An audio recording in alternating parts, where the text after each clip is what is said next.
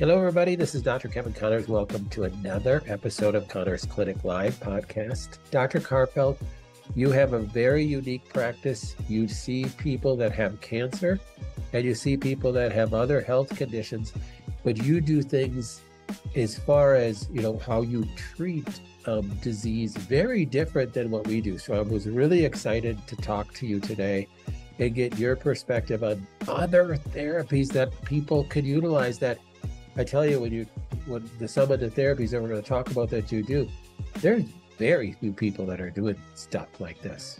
You are very unique. So tell me a little bit more about you.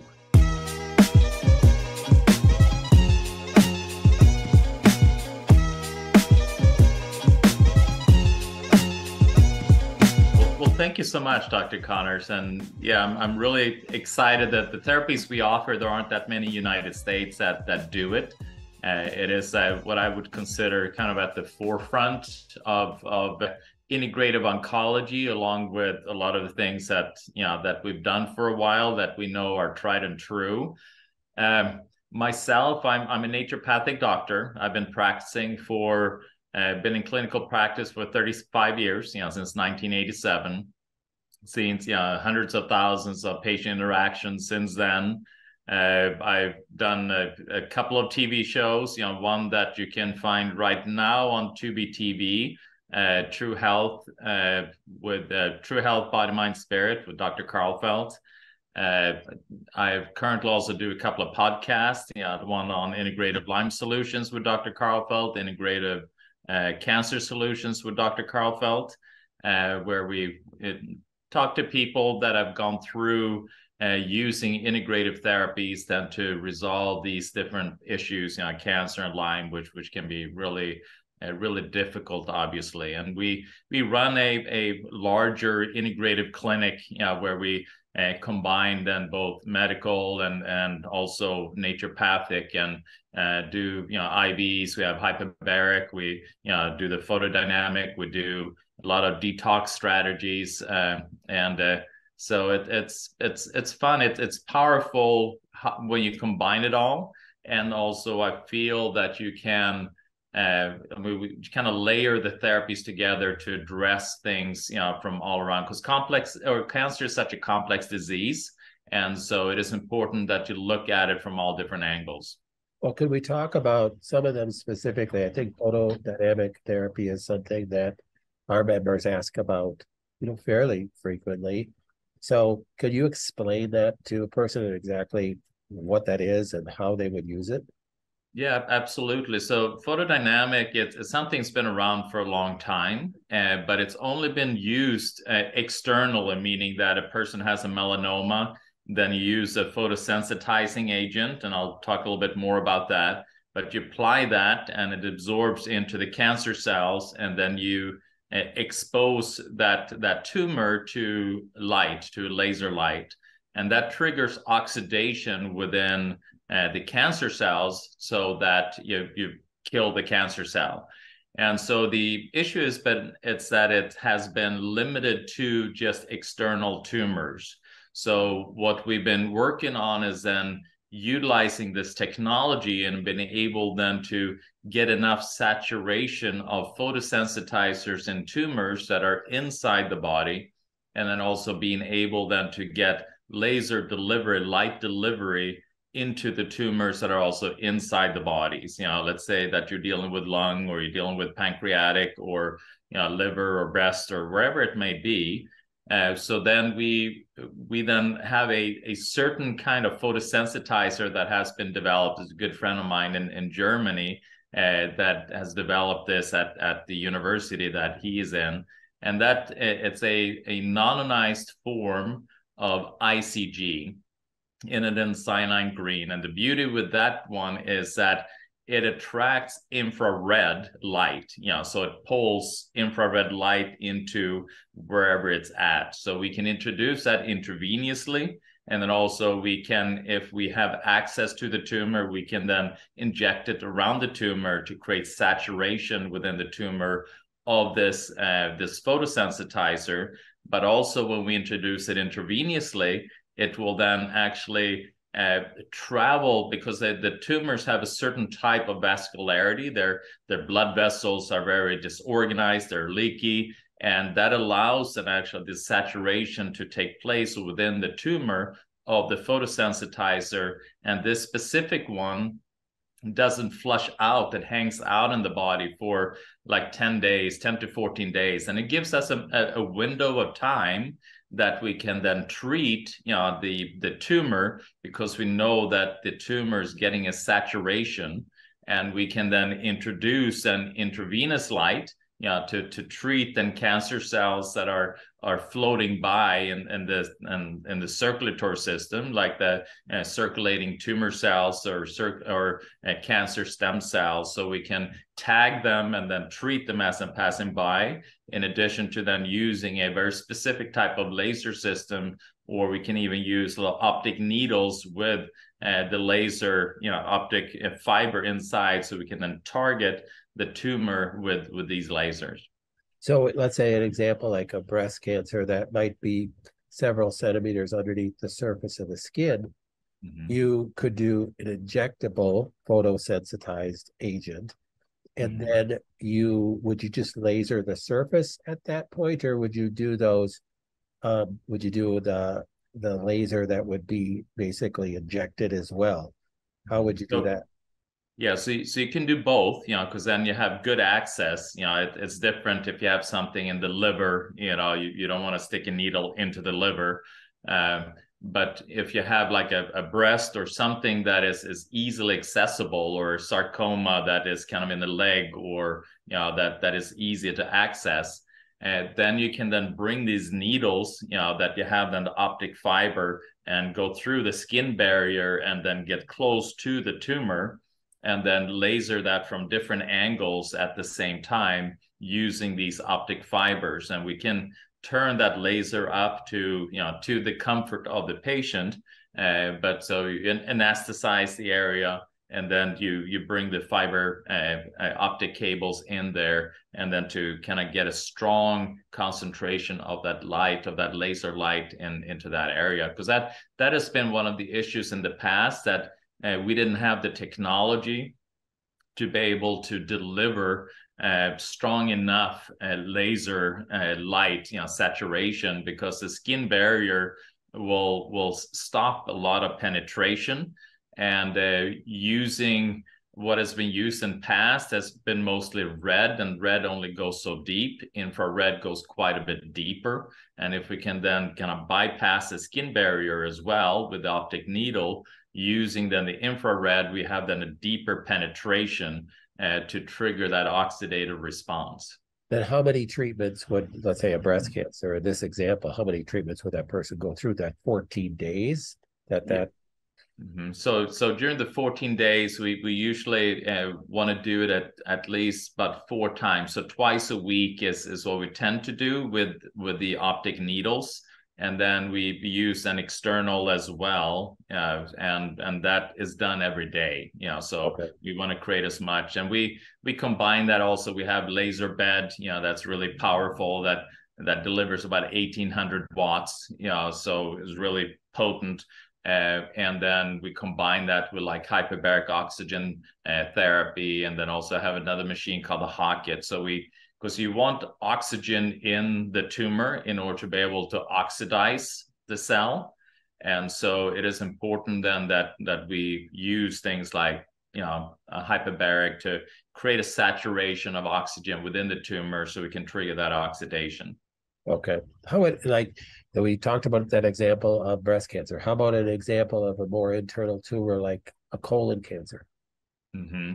So if it's a colorectal, then we have an easy access there. So then we have then another type of laser. It's kind of like a little kind of bulb delivery that you can then insert rectally, so that we can deliver strong concentration of light in that area. But if it is then higher up, let's say it is in the transverse or in the sigmoid area, in the ileocecal area, then we need to do it then kind of externally, at that point. But it's so close to the skin surface there. so that we are with the infrared, we're able to get a good delivery still. Okay, well, that's really encouraging. Um, Pancreatic cancer, same thing. You're going to do an external approach on that. Yes, yes, Wow. exactly. Because the same thing. Yeah, we don't want to stick a needle into something we can damage in any way. So yeah, first do no harm. Yeah. So we have people that are listening to this that might live in Florida or New York or something. Would they schedule with you and fly out there and, plan on spending 2, 3 weeks to do Mm-hmm. this particular therapy? You might choose to add other things that we might be able to talk about today too.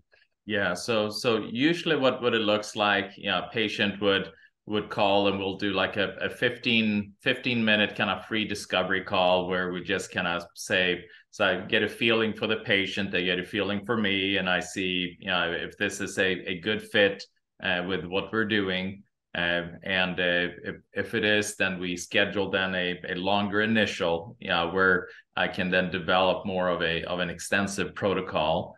And after that, then we have patient, they fly in and they typically stay here for about 2 weeks, sometimes a little bit longer, but typically it's about 2 weeks. And they receive then the photodynamic therapy along with other things, like high dose vitamin C, artesunate IV, curcumin IV, poly-MVA, DCA, mistletoe. And then we also use another type of therapy, IV therapy, where we actually extract the patient's platelets, and then we load them with the photosensitizing agents and mistletoe. And also we'll use some methylene blue, which is another or photosensitizer. And then so we load their platelets, and then we do a microfiltration process, which makes these platelets into kind of a nano delivery system, which allows them to travel into any kind of location in the body, through any kind of barrier. And they will then and they're drawn towards areas of inflammation. Cancer obviously is an inflammatory condition. So it will then be drawn to the tumor microenvironment, and then offload whatever it is that we have kind of loaded into these platelets, whether it's a photosensitizer, mistletoe, artesunate, or curcumin, or whatever it may be that we have. What is that you just described? What is that therapy called? So we call it platelet derived nanoparticle delivery. Wow, So that's fascinating. yeah. Fascinating information. Now everybody's wondering what that microscope over your right shoulder is used for. So explain how you look at blood. Yeah. So I love this little device here, and this is how we can look at, like, let's take a cancer patient, for instance, or I've had other patients where I look at the blood and say, well, we really should have somebody look. I'm concerned that there may be cancer that we're dealing with. So you take a drop of blood and you can look at it under slide and look at the microscope, and you can then see the behavior and the quality of the red blood cells, white blood cells. You can see kind of if there are fungus there. You can see parasites. You can see how healthy the membranes are of the red blood cells, how able it is to transport oxygen. You can also see liver patterns and kidney patterns, colon patterns. So it's a lot of information you can gain just by looking at a drop of blood from an individual. Then you can also use the dry. So you have another slide where you kind of do a drop, and you kind of hit the slide several times. So you have different drops and throughout the slide, and you allow that then to dry. It's called forget the name, dry blood microscopy. And so there you can then see the coagulatory patterns in the blood and see the tissue integrity. See if there's a lot of inflammation. You can see if a person is very deficient in like vitamin C. The first drop, you see like a vitamin C ring. You can see also kind of heart patterns. If a person has a little bit issues with the heart, you can see that. You can see prostate, you can see colon, if there's inflammation in the colon, you can see spinach. I mean, there's a huge amount of different things that you can see based upon just the patterns of the blood. And then you can direct the type of care that an individual would need based upon what you see. I mean, how they're digesting protein, how they, I mean, all of these things are, if they're anemic, if they, yeah, it's really fascinating, the amount of information. Then you can then follow up and you do an intervention, you do therapy, and you can then follow up and see, does it look better? Are we doing a good job or not a good job? And what do we need to change? Objective data to before and after. Yeah, exactly. Now, just so our listeners know that this is some of these therapies you're talking about, certainly live blood cell analysis, like your microscope, is not legal in a lot of states. It's certainly not legal in Minnesota, and I don't believe in Wisconsin. So in a lot of states have outlawed it. It's just the medical tyranny that we're living under currently is not getting any better. So you need to travel to people who have experience doing this. Could you give us a little plug on where you are again and your website, how people will find you? You know, we'll have it up here, but I want people to hear.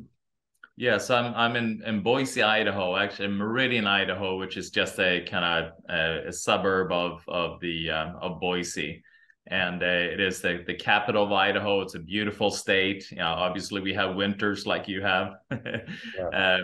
but yeah, you've got beautiful mountains. We have beautiful rivers during the summers. You know, people can float the river, and so yeah, it's a beautiful little town. Originally, I'm from Sweden. Yeah, so That's before where I your moved, accent comes from, huh? yeah, exactly. So I initially moved and had my practice in California in Santa Monica for many years, and obviously I wanted to get away from big city. I mean, I love the beach, I loved all of that, but